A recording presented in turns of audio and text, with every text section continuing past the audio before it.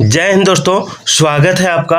आज के जेटेट क्लास में हम लोग देखने वाले हैं सीटेट जुलाई 2013 में पर्यावरण अध्ययन यानी ईवीएस से पूछे गए प्रश्नों को, जो आपकी परीक्षा के लिए बहुत ही इम्पोर्टेंट होने वाली है। तो चलिए स्टार्ट करते हैं।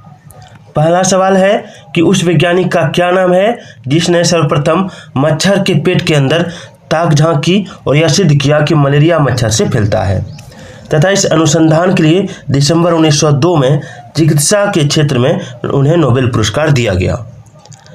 तो आंसर होगा ऑप्शन डी, रोनाल्ड रॉस। आइए इनको डिटेल में पढ़ते हैं। रोनाल्ड रॉस नामक ब्रिटिश वैज्ञानिक ने सर्वप्रथम मच्छर के पेट के अंदर ताक झांकी और यह सिद्ध किया कि मलेरिया मच्छर से फैलता है। इस अनुसंधान के लिए दिसंबर 1902 में चिकित्सा के क्षेत्र में नोबेल पुरस्कार दिया गया। ठीक है, और यह पुरस्कार रोनाल्ड रॉस को मलेरिया के परजीवी के जीवन चक्र की खोज के लिए दिया गया था। चलिए अगला देखते हैं। अगला है, रजत ने अपने मित्र से कहा, मैं नहीं खेल सकता क्योंकि मुझे बुखार है। मैं कपकपी, बुखार, सिर दर्द और अंत में पसीना आने के चक्र से गुजरता हूँ। तो रक्त की जांच के बाद डॉक्टर ने मुझे कड़वी दवा दी। तो रजत किस रोग से पीड़ित हो सकता है? तो आंसर होगा ऑप्शन डी, मलेरिया से। कपकपी, बुखार, सिर दर्द और अंत में पसीना आना ये एक मलेरिया का लक्षण होता है। आप यहाँ पे देख सकते हैं। ठीक है, कपकपी लगना, बुखार, सिर दर्द और अंत में पसीना आना मलेरिया रोग के प्रमुख लक्षण है। मलेरिया मादा मच्छर एनाफिलिज के काटने से फैलता है। मलेरिया के उपचार में एटिब्रिन, मेलुब्रिन, रेसोचिन, कामाक्विन, क्लोरोक्विन एवं आर्टिसुनेट नामक औषधियों का प्रयोग किया जाता है, जो काफ़ी कारगर होता है। चलिए आगे देखते हैं।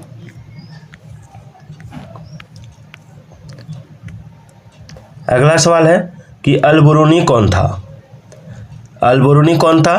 तो अल-बिरूनी वह उज्बेकिस्तान का यात्री था जिसने किताब लिखी जो हमारे देश के इतिहास के बारे में जानने में सहायक है। ठीक है, आप यहाँ पे डिटेल में देख सकते हैं।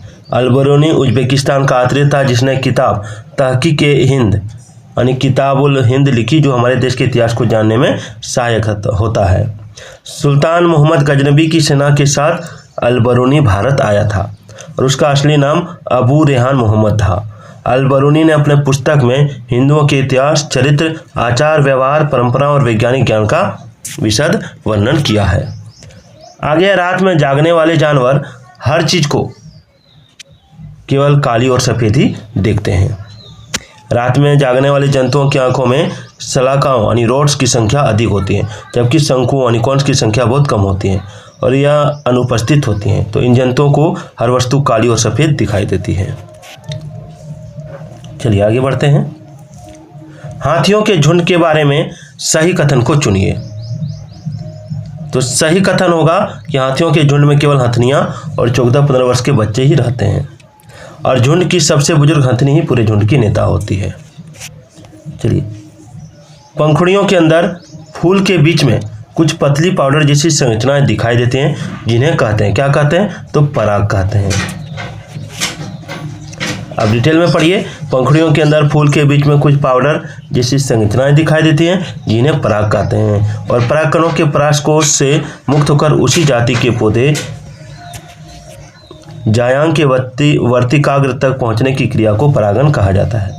जब एक पुष्प के परागकण उसी पुष्प के वर्तिकाग्र पर या उसी पौधे पर स्थित किसी अन्य पुष्प के वर्तिकाग्र पर पहुंचता है तो उसे स्वपरागन कहते हैं। परंतु जब परागकण उसी जाति के दूसरे पौधे पर स्थित पुरुष के वर्तिकाग्र पर पहुंचता है तो इसे परागन कहते हैं। चलिए आगे देखते हैं।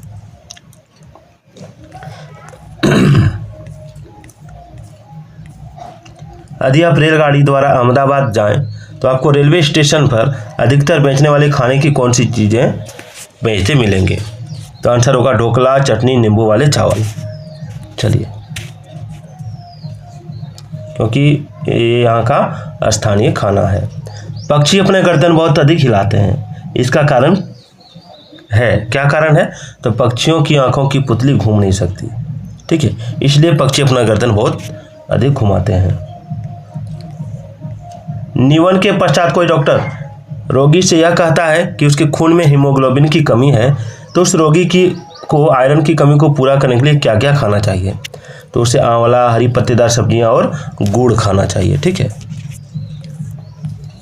राष्ट्रीय पाठचर्या की रूपरेखा 2005 के अनुसार प्राथमिक स्तर पर पर्यावरण अध्ययन शिक्षण का प्रमुख उद्देश्य होना चाहिए। क्या होना चाहिए? तो कक्षा कक्ष अधिगम को विद्यालय के बाहर के जीवन से जोड़ना। अगला है, निम्नलिखित में से कौन सा प्राथमिक स्तर पर पर्यावरण अध्ययन की पाठचर्या की आवश्यकता के अनुरूप नहीं है? ऑप्शन है, उसे काम की दुनिया में प्रवेश के लिए शिक्षार्थियों को ज्ञान एवं कौशल से लैस करना, या उसे शिक्षार्थियों में पर्यावरण के सरोकार को उत्पन्न करना। आगे देखते हैं। उसे शिक्षार्थियों को उन पद्धतियों और प्रक्रियाओं को अर्जित करने में शामिल रखना। तो इसका आंसर होगा ऑप्शन ए। ऑप्शन ए क्या है कि उसे काम की दुनिया में प्रवेश के लिए शिक्षार्थियों को ज्ञान एवं कौशल से लैस करना चाहिए। यह जो है प्राथमिक स्तर पर पर्यावरण अध्ययन की पाठचर्या की आवश्यकता के अनुरूप नहीं है। एनसीईआरटी की पाठ्यपुस्तकों में पर्यावरण अध्ययन को उच्च प्राथमिकता और स्थान दिया गया है। तो चिंतन और विस्मय के लिए शिक्षार्थियों को अवसर उपलब्ध कराने के लिए पर्यावरण अध्ययन की पाठ्यपुस्तकों में कविताओं और कहानियों को शामिल करने का निम्नलिखित में से कौन सा उद्देश्य नहीं है? तो बी, नित्य और एकरस विषय वस्तु में बदलाव करना। आगे है, पर्यावरण अध्ययन की अच्छी पाठचर्या को बच्चों के प्रति सही, जीवन के प्रति सही और विषय के प्रति सही होना चाहिए। तो पाठचर्या की निम्नलिखित विशेषताओं में कौन सी उपयुक्त आवश्यकता को पूरा नहीं करती है? तो ऑप्शन डी, या शब्दावली और परिभाषाओं पर अधिक बल देती है, पूरा नहीं करती है। चलिए आगे देखते हैं। यहाँ पर लिखा है, आप देख सकते हैं, पढ़ सकते हैं कि पर्यावरण अध्ययन की एक अच्छी पाठचर्या को बच्चे के प्रति सही, जीवन के प्रति सही और विषय के प्रति सही होना चाहिए। पाठचर्या की विशेषताएं भय एवं पूर्वाग्रहों से मुक्त होने के मूल्य को बढ़ावा देती है, जो विषय को एक सामाजिक प्रक्रम के रूप में देखने के लिए शिक्षार्थियों हेतु आवश्यक है, तथा यह शिक्षण अधिगम प्रक्रिया पर बल देती है। जबकि शब्दावली और परिभाषाओं पर अधिक बल देना प्रश्नगत पाठचर्या आवश्यकताओं को पूरा नहीं करती है। नलिनी कक्षा 3 के शिक्षार्थियों को जानवर हमारे साथी प्रकरण से परिचित कराना चाहते हैं। नलिनी कक्षा 3 के शिक्षार्थियों को जानवर हमारे साथी प्रकरण से परिचित कराना चाहती हैं। तो प्रकरण को और अधिक रोचक तरीके से प्रस्तुत करने के लिए निम्नलिखित में से कौन सी युक्ति सर्वाधिक उपयुक्त होगी? तो विभिन्न जानवरों के चित्रों को प्रदर्शित करने वाले चार्ट का प्रयोग करना, ये नहीं होगा। विभिन्न जानवरों के चित्रों को सैंपल बनाना, ये नहीं। जानवरों तथा उनकी उपयोगिता पर आधारित फिल्म प्रदर्शित करना, यही हो जाएगा।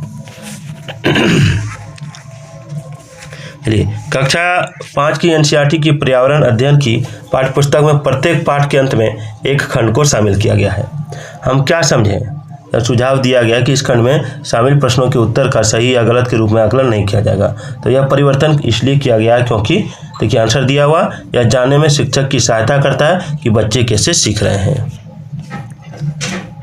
चलिए, प्रयोगशीलता, खोजना, जांच पड़ताल और प्रश्न पूछना पर्यावरण अध्ययन के सक्रिय अधिगम के अनिवार्य तत्वों का निर्माण करते हैं। तो एक शिक्षक खाना जो हमें खाना चाहिए कि संकल्पनाओं के बारे में बताने के लिए निम्नलिखित गतिविधियों की व्यवस्था करता है।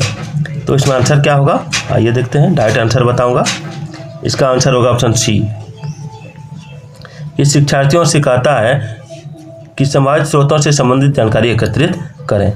प्रयोगशीलता, खोजना, जांच पड़ताल और प्रश्न पूछना पर्यावरण अध्ययन के सक्रिय अधिगम अनिवार्य तत्वों का निर्माण करते हैं। एक शिक्षक खाना जो हमें खाना चाहिए की संकल्पना के बारे में बताने के लिए शिक्षार्थियों से कहता है कि सभी संभावित स्रोतों से संबंधित जानकारी एकत्रित करें, जिससे हमें खाने की पौष्टिकता का पता चले। कक्षा 4 के विद्यार्थियों को हवा सब जगह है प्रकरण पढ़ाते समय गीतिका जो है निम्नलिखित गतिविधियों को करने की योजना बनाती है। तो शिक्षार्थियों को क्षेत्र भ्रमण पर ले जाना।